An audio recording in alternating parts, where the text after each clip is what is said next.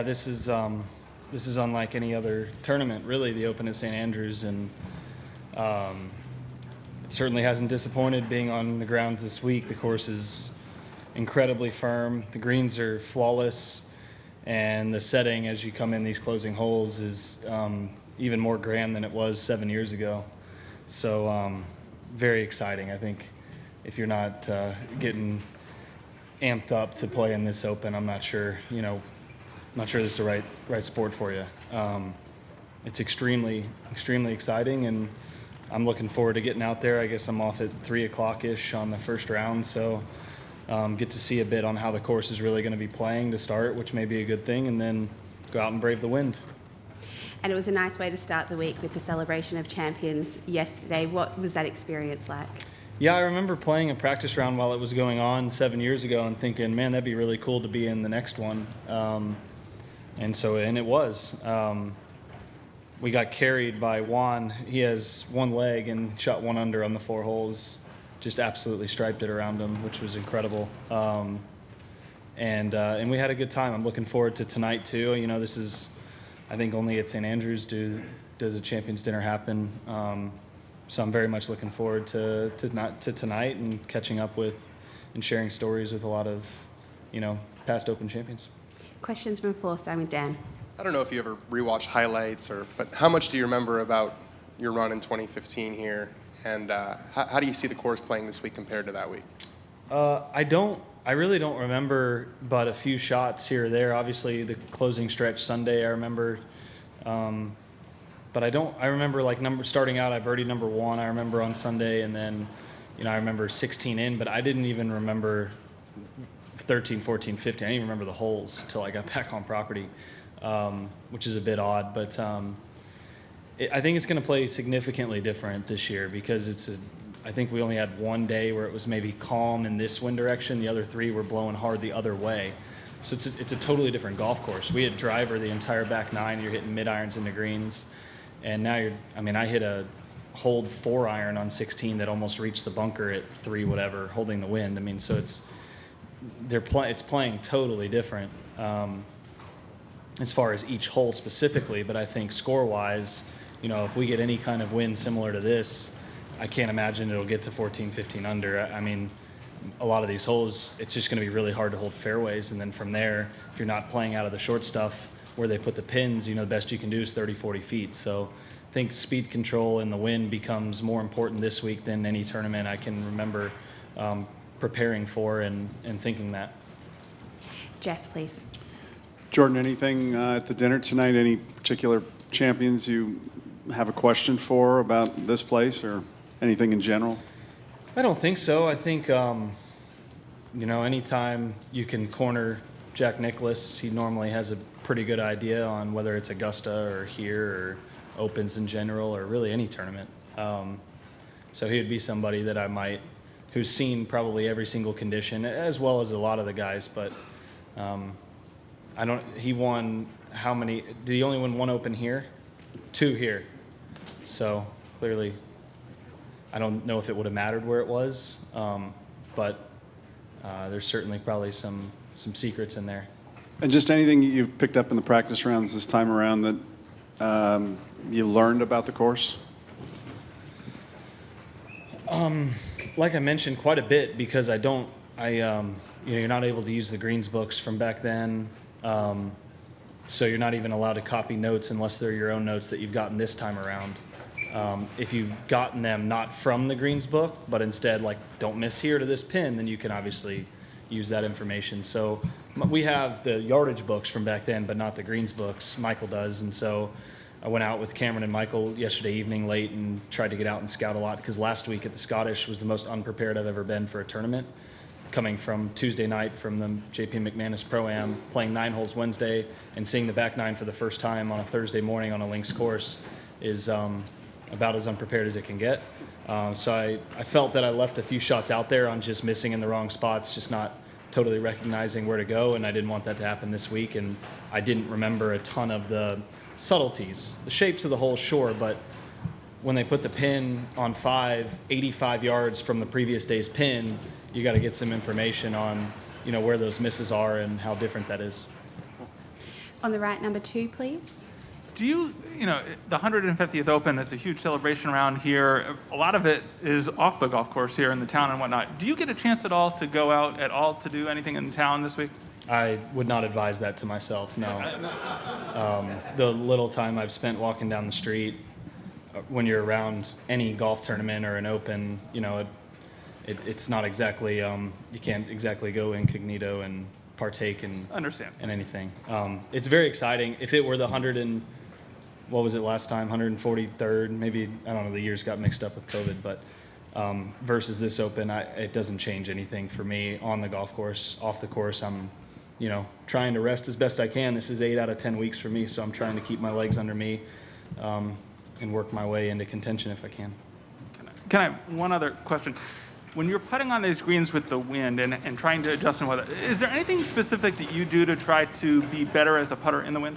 You just have to have grace.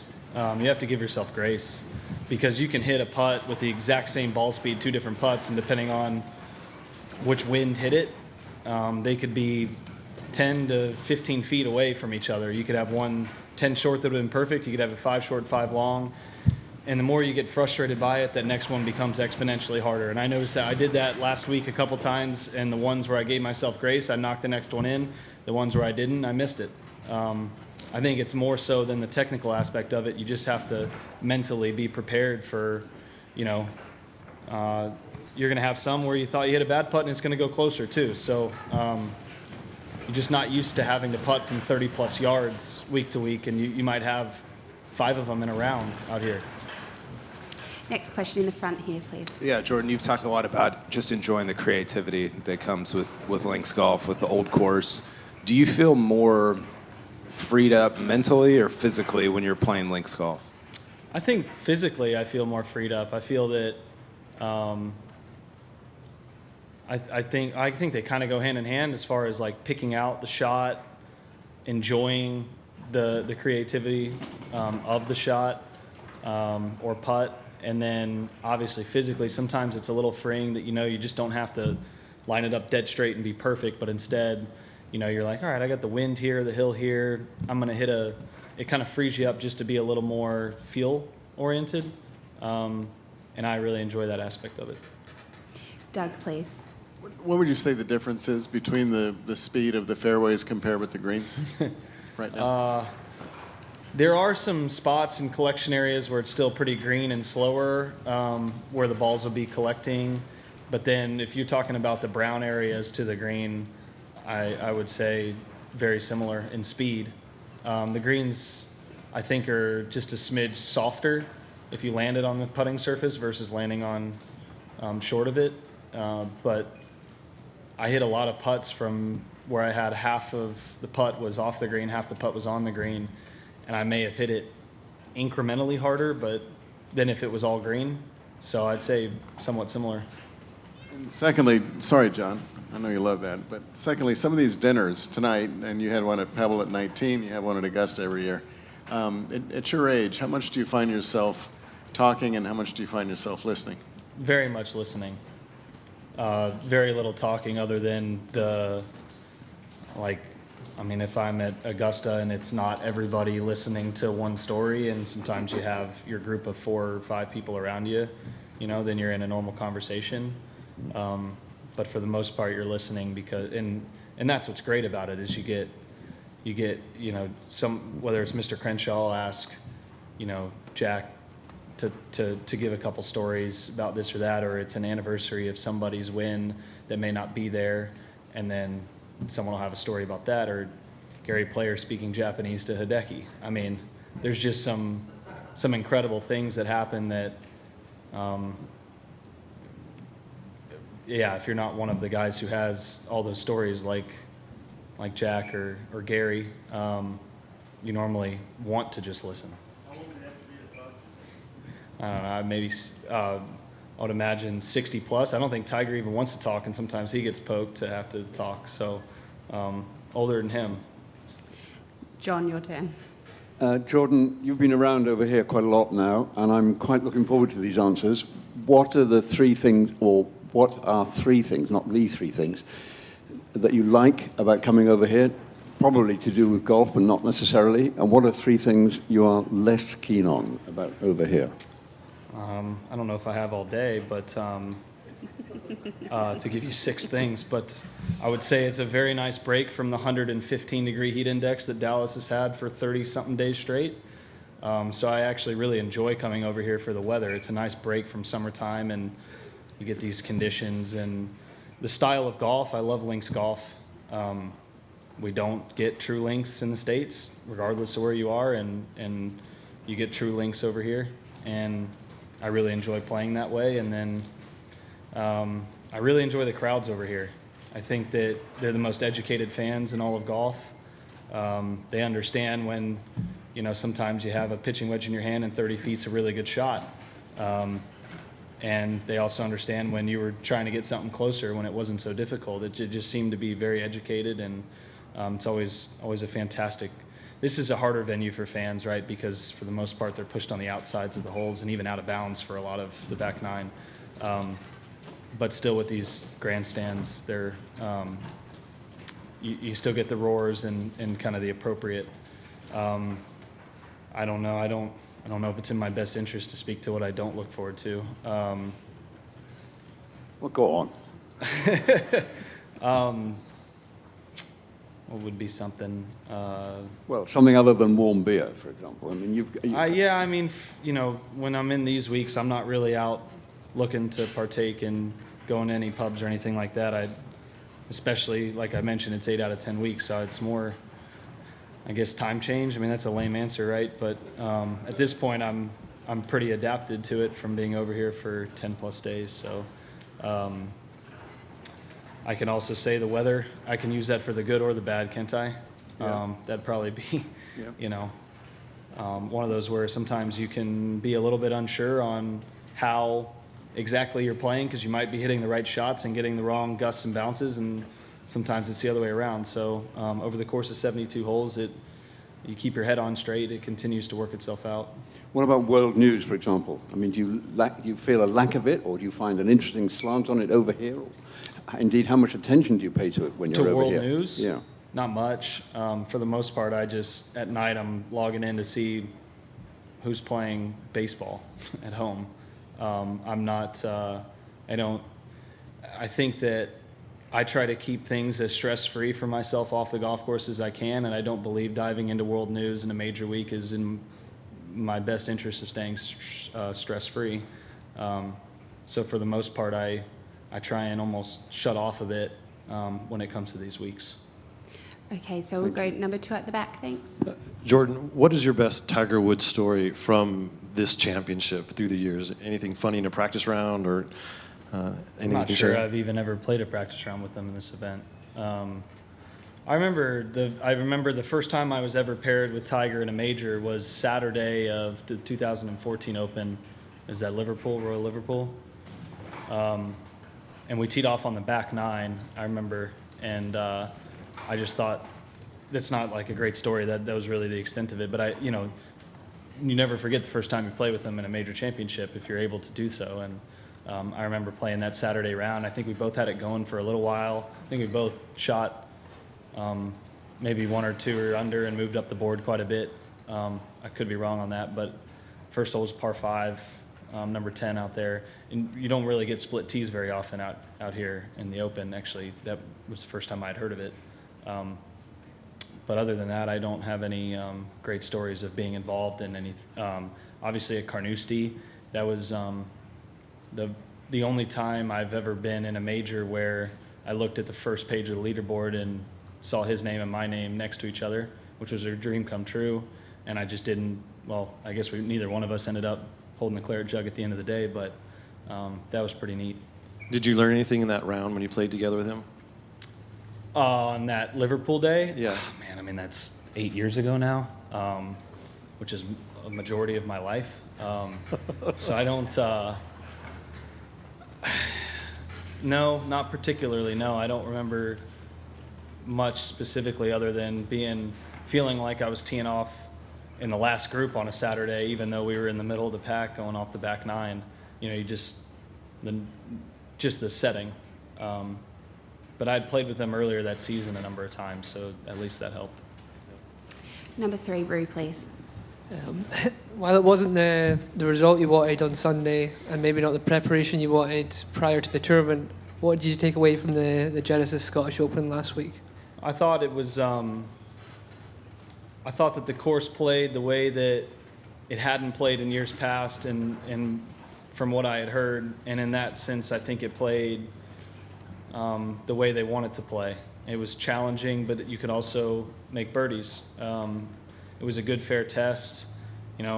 Funky holes or shots here or there, but that's how we're all going to feel about links golf when it gets windy, right? Because sometimes the ball never stops rolling. I certainly learned a lot. It was nice to get on the turf. I thought it was hugely beneficial for this week. I feel a little bit more ahead of where I've maybe felt coming into the last number of times when I hadn't played over here the week before. And as far as how far the ball goes into the wind, downwind, getting on fescue turf, judging lies out of the rough, certain pitch shots, how they bounce. So I think for the most part it was massively beneficial for this week, but I thought it was a really good tournament in itself. But I thought, man, I certainly could have shot 3 or 4 under on Sunday without a doubt, and I just hit a couple of really poor iron shots, and so I look to improve upon those this week. And over to our right. Hi, John. You've touched on some technical things, but I'd be interested to hear about your own psychological approach to this week, playing this golf course in this tournament with the field, including so many potential winners. Yeah, I think it's about patience. I think it's about letting the course come to you. I think recognizing that towards the finish of this round, you have probably the highest score to par and then the lowest score to par as back-to-back holes. I imagine 17 will play the hardest this week and 18 will play the easiest. It's always a bit interesting because you're always kind of waiting for the end of the round for that kind of drama, I guess. So I think it's a tournament also where you don't have to be out in front to win. It's one where if you can post a score, sometimes it's really difficult if you're not freely hitting shots at your targets and trying to play a little bit protective. It can be, links golf can eat you up if that's the case. So I've seen both sides of that. And so I think patience is the number one word for me psychologically coming in. It's let it all come to me. Don't try and go force birdies. Wait for those downwind holes when you get some wedges or the par fives, and then try and be under par when you reach the 18th tee box each day. How many, sorry, just one follow-up. How many, there's a lot of golfers in here. How many do you think have a real chance of winning, like a genuine chance, and how much is imagine experience? that number is the exact same as it is every Open that I've played. I'm not sure how that would have changed, to be honest with you. What's your take on that? I don't know what would have made what would cause that question to be something that maybe I would answer differently than other years.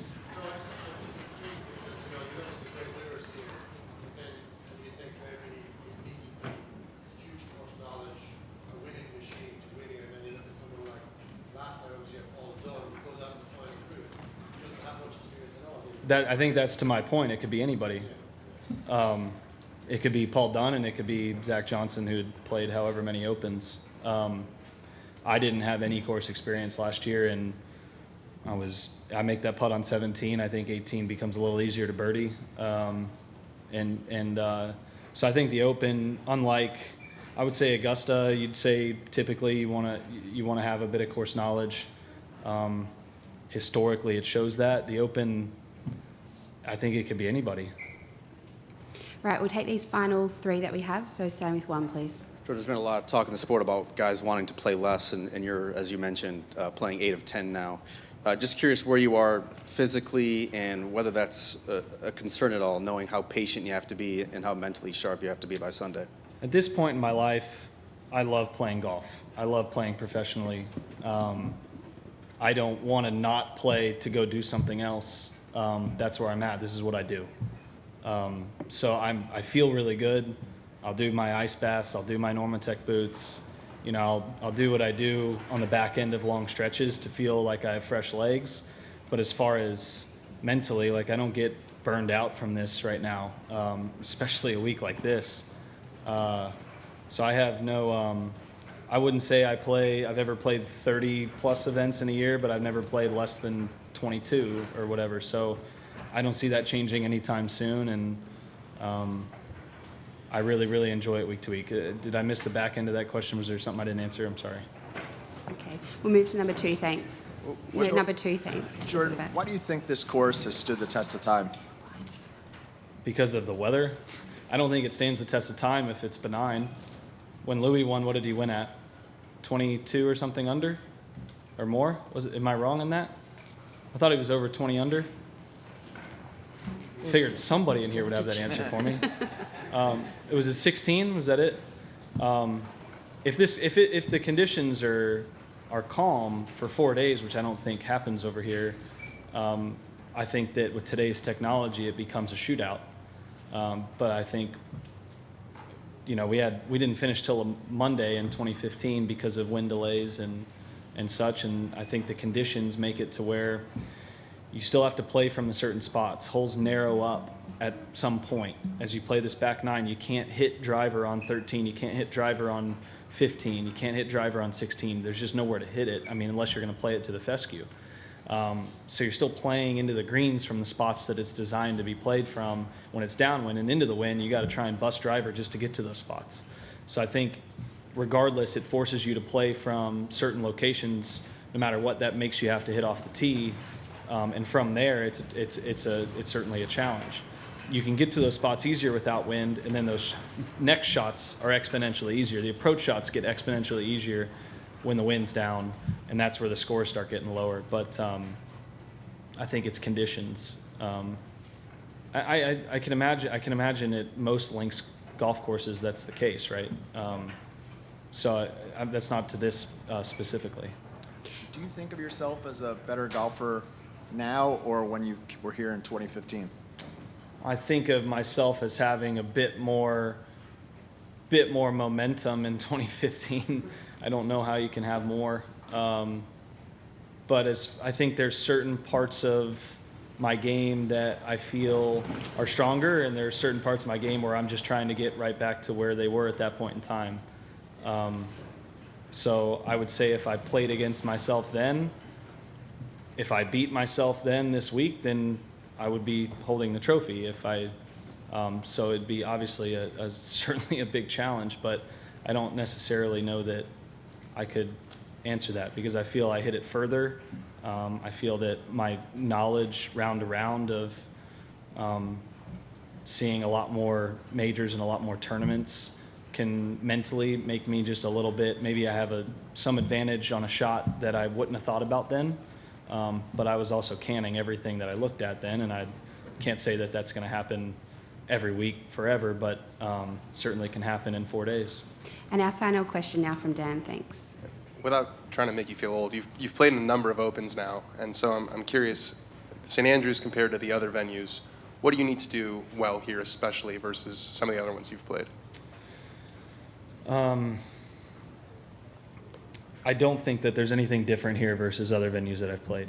I think there's a big premium on putting the ball in the fairway and keeping it out of bunkers. I mean, that's really the number one key. If I can put the ball in the fairway, keep it out of fairway bunkers off the tee, then I believe that I'll have a good chance. I think that's most important here. You get enough short clubs in your hands, and I feel that's a nice advantage to me. I feel confident in my ability to get it in quickly when I'm playing from the fairway with short irons. All right, well, Jordan, thank you for your time. Thank We you. really appreciate it. Best Thank of you. luck this week. Thank you.